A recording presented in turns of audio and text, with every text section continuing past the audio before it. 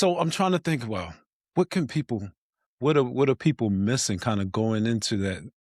What what kind of preparation or what kind of thought process should they be entering the relationship with? Because I want to know, do you think that we're getting that? Is that available to us? Or is it just this is an issue that's affecting everybody similarly?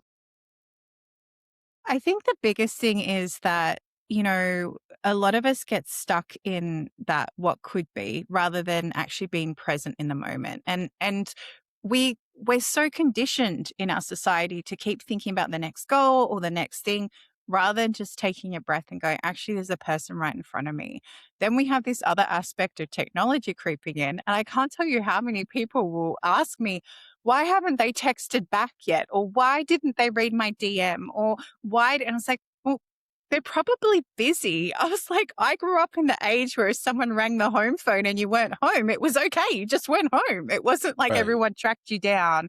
So there's this kind of like everything has to happen now culture rather than just slowing down and being present and actually having conversations and listening. So often we will enter into a conversation and instead of practicing active listening where we're listening to the person and not waiting for responding, we're actually taking in what they're saying. We're already activating what we want to say back. And then we miss the Right. emotions or we miss what is happening.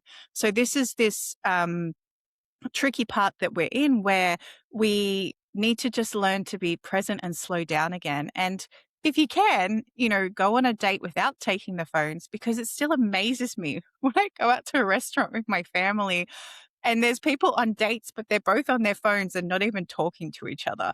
It still blows my mind. So, we can do these simple steps of like, actually, I'm going to start this relationship and I'm choosing to listen to that person and truly learn about them and learn what they value and learn what they're excited about.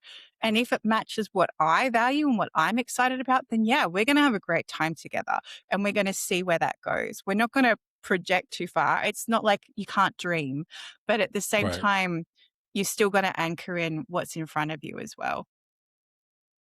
That's fair. Yeah, that makes sense. I think Now, awareness okay, is really Josh, you go key. ahead.